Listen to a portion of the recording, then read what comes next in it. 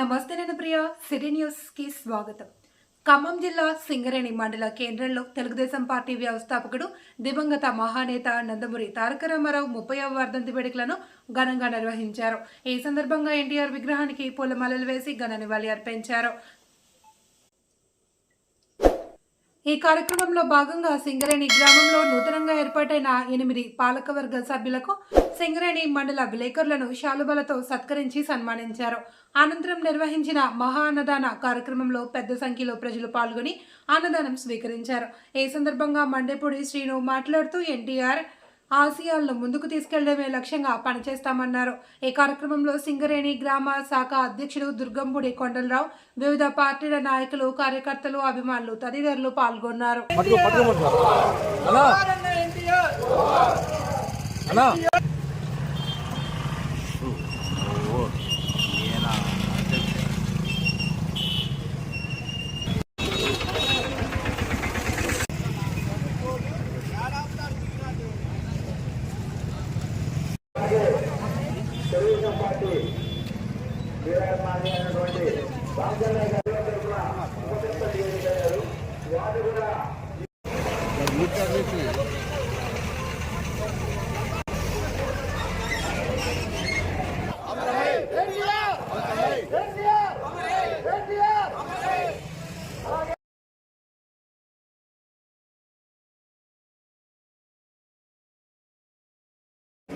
తెలుగు ప్రజల ఆరాధ్య దైవం పేదల పెన్నిధి అన్న నందమూరి తారక రామారావు గారి 30వ వర్ధంతిని ఈరోజు కారేపల్లి మండలంలోని అనేక గ్రామాలలో ఘనంగా జరుపుకుంటూ ఉన్నారు. ఈ కారేపల్లి మండలంలో కారేపల్లికి కమలాపురానికి ఒక ప్రత్యేకత ఉంది. అదేంటంటే 2016లో ఇప్పటి గౌరవ ముఖ్యమంత్రి వర్యులు రేవంత్ రెడ్డి గారు, అలానే గౌరవ శాసనసభ్యులు రామదాస్ నాయక్ గారి చేతుల మీదుగా ఈ యొక్క విగ్రహాన్ని ఆవిష్కరించుకోవడం జరిగింది. ఆనాడు వారు తెలుగుదేశం పార్టీలో ఉండి ఆవిష్కరించారు. వారిద్దరు కూడా ఈరోజు అధికార పార్టీలో ఎమ్మెల్యేగా మరియు ముఖ్యమంత్రిగా కొనసాగుతూ ఉన్నారు.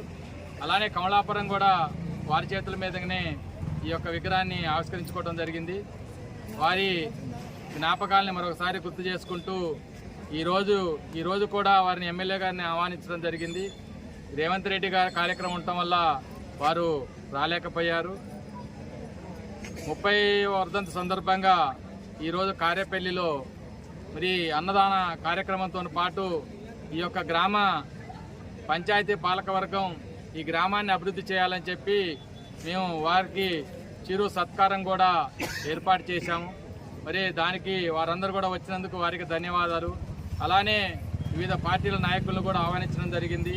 సిపిఎం తరఫున కొండబోయిన నాగేశ్వరరావు గారు, కాంగ్రెస్ తరఫున చంద్రప్రకాష్ గారు, మంజుల గారు, అలానే ఇంకా అనేక పార్టీల తరఫున వారందరూ కూడా వచ్చారు. వారందరికీ కూడా పేరు పేరున ధన్యవాదాలు తెలియజేస్తున్నాం.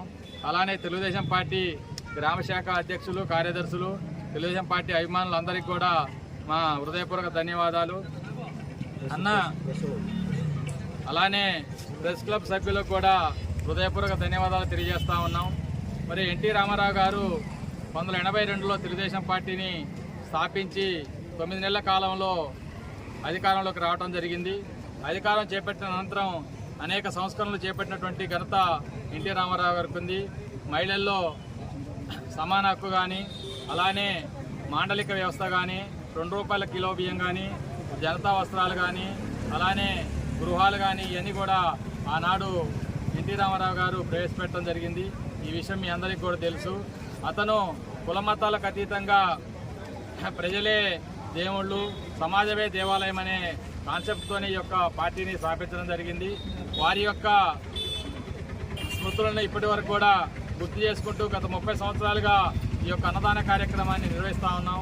ఈ యొక్క కార్యక్రమంలో పాల్పంచుకున్న ప్రతి ఒక్కరికి కూడా హృదయపూర్వక ధన్యవాదాలు తెలియజేస్తా ఉన్నాం.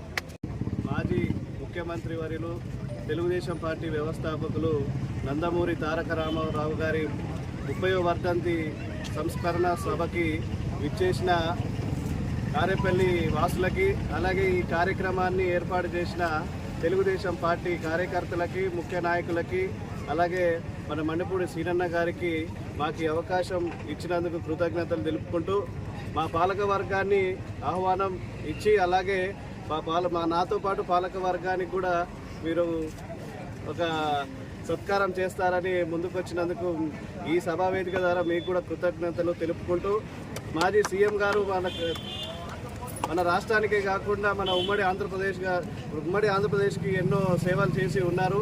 ఆ సేవల్ని దృష్టిలో పెట్టుకొని మన కారేపల్లికి ఈ విగ్రహాన్ని ఏర్పాటు చేయడంలో సీనన్న పాత్ర ఎంత ఉందో ఇప్పుడు మన ఎమ్మెల్యే గారి పాత్ర కూడా అంతే ఉంది.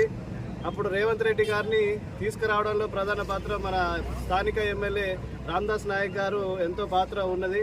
ఆయన నాయకత్వంలో మేము కూడా ఈ కారేపల్లిని 100కి 100% అభివృద్ధి చేస్తామని సభావేదిక ద్వారా తెలుపుకుంటున్నాం.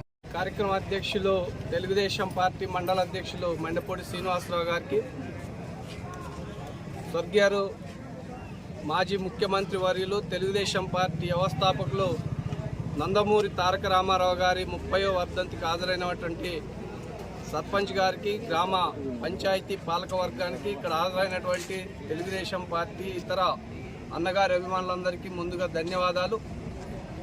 స్వర్గీయులు రామారావు గారికి జోహార్లు తెలియజేస్తూ, మన గతంలో ఉమ్మడి ఆంధ్రప్రదేశ్గా ఉన్నటువంటి టైంలో రాష్ట్రంలో పరిపాలన తీరుని కొంత మార్చాలి అని చెప్పేసి సినిమాలలో చూంచడమే కాకుండా ప్రత్యక్ష పాలనలోకి రావాలి అని చెప్పేసి పార్టీని స్థాపించి కొద్ది రోజులలోనే అధికారంలోకి వచ్చిన తర్వాతకి ఆనాడు సమితిలుగాను లేకపోతే ఇతరగా ఉన్నటువంటి సిస్టమ్ నుండి ప్రజలకు ప్రభుత్వ అవసరాలు అందాలి అంటే మండలాలు అనేది ఏర్పాటు చేయాలి అని చెప్పేసి మండల వ్యవస్థని నిర్మించిన దాంట్లో ప్రథమ భూమిక పోషించిన వారిలో ఎన్టీ రామారావు గారు.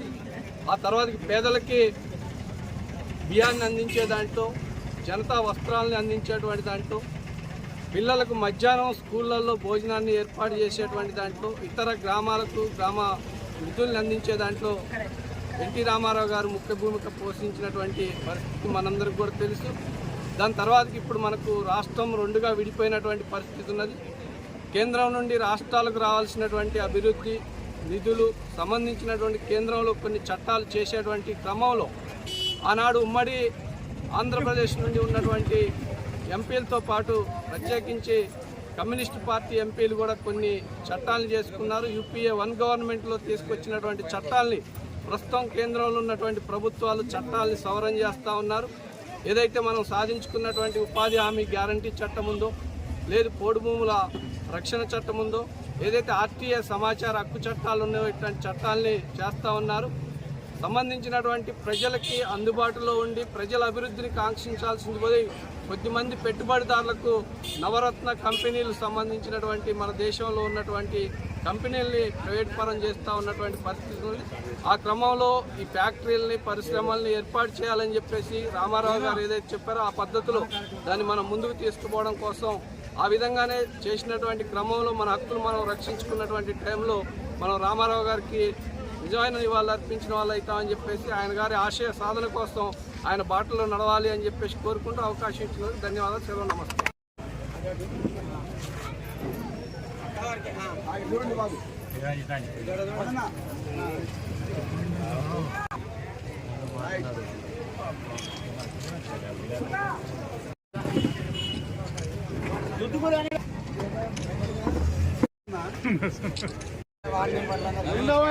సుష్మా గారు